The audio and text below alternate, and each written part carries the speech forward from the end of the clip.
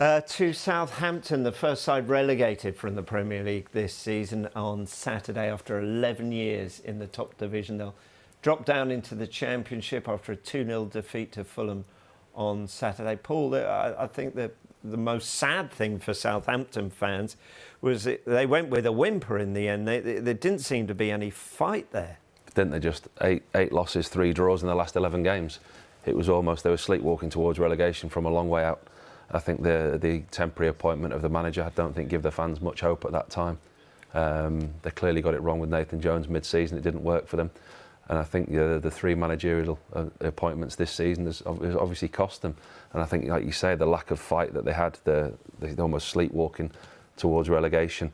The appointment of Nathan Jones mid-season, I think, was potentially something that they got wrong. Wrong man at the wrong time for the wrong club. I think, don't doubt his managerial credentials when you look at what he's done in the Championship. But at the time, he wasn't able to do it at Southampton. He came into a dressing room and it just didn't work. And from then on, you appoint Ruben Sellers, who has no real managerial experiences. He goes to Stamford Bridge and gets a fantastic result that you think at the time. But, a lot of people got fantastic results, if that's what you call them, this year at Stamford Bridge, haven't they? It's not a mark of a good season. So really, if you give the manager a job off the back of a win at Chelsea this year, it's not much of a marker. But I mean, he's been in there, he's not been able to get a tune out of the players. He's not been able to get them winning games. And inevitably that's cost them. I think recruitment, they signed a striker in January, spent most of the second half of the season on the bench. I think their recruitment's been poor. The recruitment of experienced players has been poor. Listen, there's quality players in that side. When you look at Bednarek, you look at Ward-Prowse, you look at other players in there, they have got that ability to win games, but the manager just couldn't get a formation or a formula together to do that. Yeah, much has been made of their recruitment. Too young, not enough experience. If you're down there in a scrap, what you need is some old, gnarled campaigners. There's hope for Paul yet. But is that a fair comment, Sue? Yeah, it is, and it's probably something that we've praised Southampton for previously, many years ago, where we've sort of said, well, they've sold a player, but then they've brought somebody in. The recruitment's been very good, who've matched that. But I think you're bringing in potential there, aren't you? There's a lot of good young players, but I just think you need that experience in and around, especially when you're losing some experience too. So when you're in a fight, I think you need players that have probably been there and done it. And there was too many young players. Yes, there is potential, there is quality there, but probably just not enough for the season. So that's certainly something that they need to look at, the recruitment side of things. Obviously, having 3 managers in a season isn't going to help with chopping and changing and different ways of playing and things. So, yeah, it's been a real difficult season, I think, for Southampton. And the fact that they sort of went down with a whimper was really sad for the fans. They've got Jason Wilcox going in there now, I think, as a director of football. He was headed at Manchester City's academy for a while. And I'd like to think that he has a big input in the new manager, the direction that the club's going.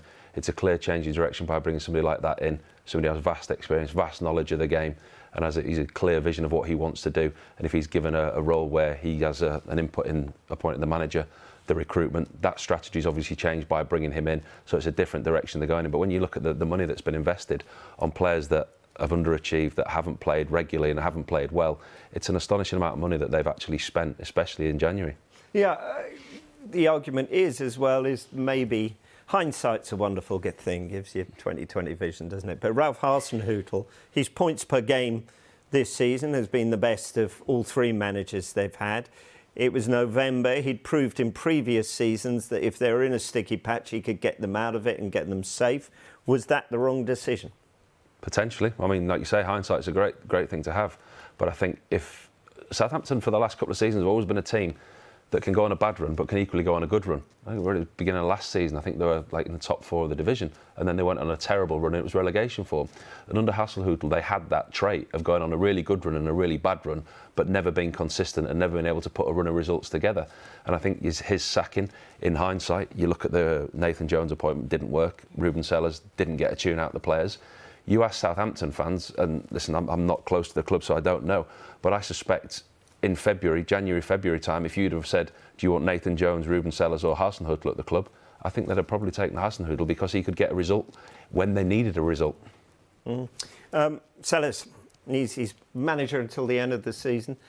Does he, for you, stay on, take them into what they hope would be a promotion campaign? Well, I listened to an interview with him and he said, look, he wants to be there for the next 10 years. I think he's out of contract, isn't he, the end of June. I'm not sure if they'll continue with him, but I think whoever they bring in, it's got to be the right appointment. It's got to be somebody that's going to coach these young players, develop these young players. And I think, like you said, that the change in direction in the club, it's got to be somebody that's going to work together, because it just needs a reset, doesn't it? And I think that's what they're going to do. So he wants to stay, but whether that's for the best of the club, I'm not sure. Well, look at his results. I mean, 8 losses and 3 draws in the last 11 games. It's not like they've gone down with a fight. No. If you want the manager's job and you want to, you want to stay at a club and you want to develop and build things, okay, he got a couple of good results at the beginning of his tenure, but does he know the Championship, one of the hardest leagues in the world that we know about? I think if they are going to restructure and reboot, you look at the job that Vincent Kompany's done at Burnley this year. That type of manager. Look at what Michael Carrick's done at Middlesbrough this year. I think for Southampton, I think they've got to look at those type of managers.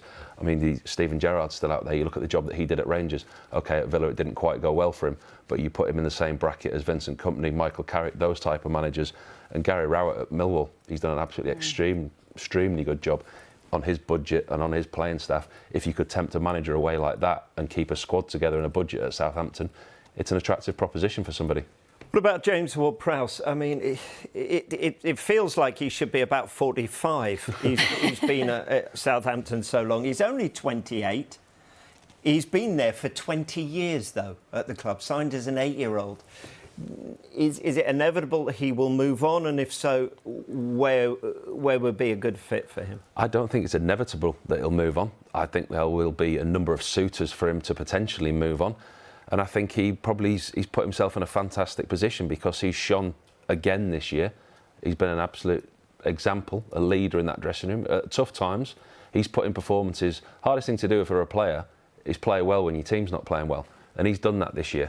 And I think his dedication to stay at the top level for as long as he has, I think we all talk about his ability with dead balls and free kicks. That's an ability in itself that some clubs will look at.